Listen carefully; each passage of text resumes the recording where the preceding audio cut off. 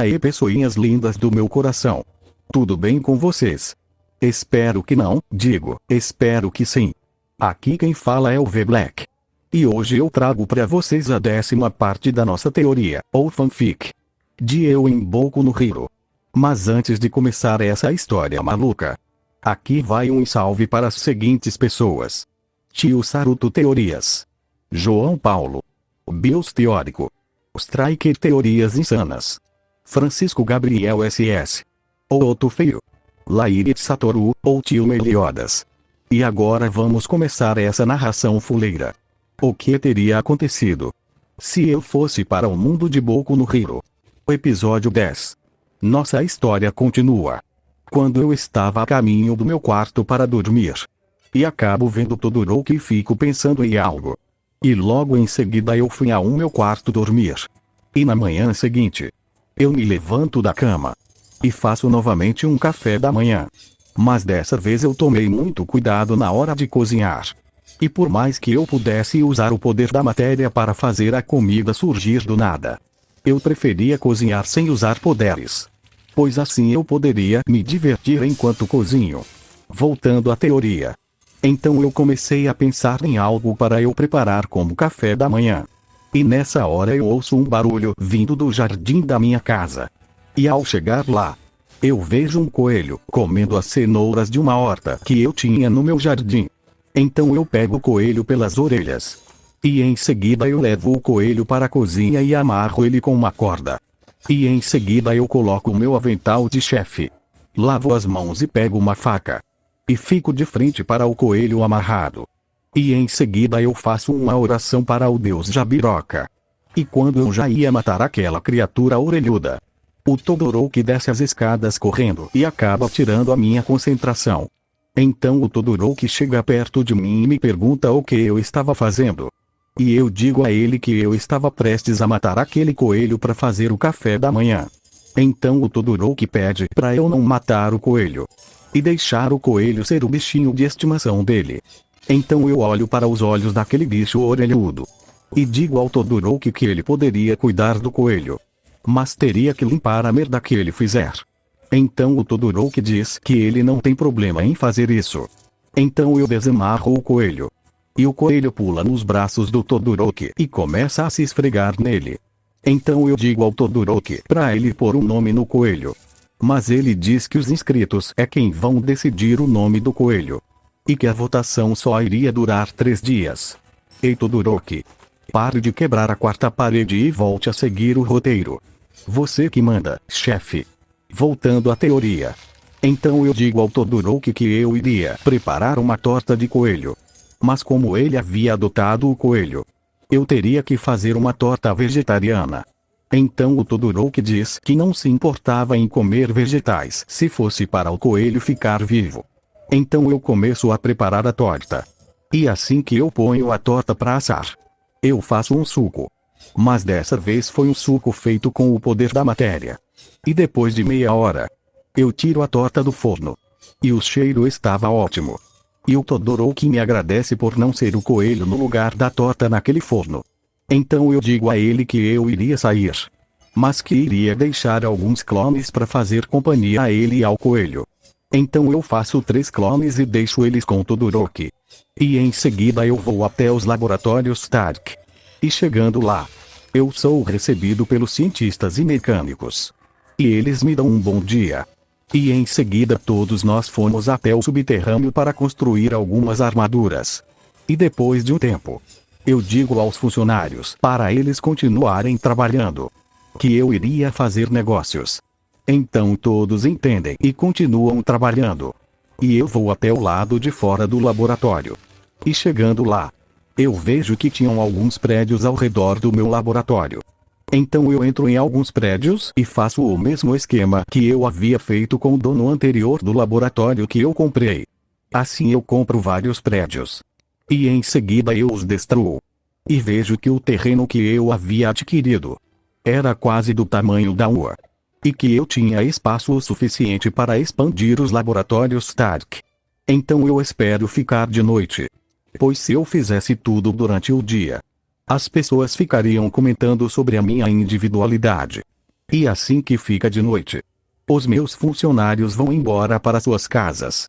E eu começo a criar muros ao redor do meu terreno. E eles eram mais resistentes que os muros da rua. E em seguida eu transformo metade daquela área em um outro laboratório. E em seguida eu conecto os dois laboratórios. E por fim, eu transformo a outra metade do terreno em um enorme campo de treinamento, muito parecido com os da rua. E depois disso eu passo mais algumas horas dando os acabamentos finais naquela obra. E em seguida eu vou para casa. E ao chegar em casa, eu vejo o Todoroki alimentando o coelho com uma cenoura, enquanto dizia coisas como: "Quem é o coelhinho fofinho do papai? É você." E eu estava olhando aquilo com uma cara de quem não estava entendendo nada. Então eu fui até o meu laboratório secreto. E lá eu vejo que os meus clones finalmente haviam construído a Mark 21. Então eu pego a Mark 21 e visto ela. E eu vejo que ela me deixava mais rápido e forte. Então eu penso em algumas ideias para utilizar aquela armadura. E como estava muito tarde, eu fui até o meu quarto para dormir. E no caminho até lá, eu olho para o quarto do Todoroki. E vejo ele dormindo abraçado com o coelho. Então eu vou até o meu quarto e durmo. E na manhã seguinte, eu fiz um café da manhã delicioso, como de costume. E em seguida liguei para o diretor Nezu. E perguntei a ele se eu poderia utilizar um dos campos de treinamento da UA para realizar o exame da minha agência. E como o diretor era muito gente boa, ele deixou eu usar um dos campos. E em seguida disse que ele iria chamar todos para ver o exame da minha agência. E que o evento seria transmitido pela TV. E nessa hora eu fico bem animado. Mas logo me acalmo. E logo em seguida eu digo ao diretor para ele avisar aos alunos da UA que ocorreria esse evento. E que era para os pais dos alunos comparecerem, caso eles quisessem. E o diretor achou uma ótima ideia, pois assim ele poderia melhorar muito mais a imagem da UA. Então a conversa com o diretor se encerra. E o diretor liga para o Almighty. E o celular do Almighty faz aquele som bizarro e ele atende. E em seguida o Almighty diz que vai fazer os anúncios para os pais dos alunos.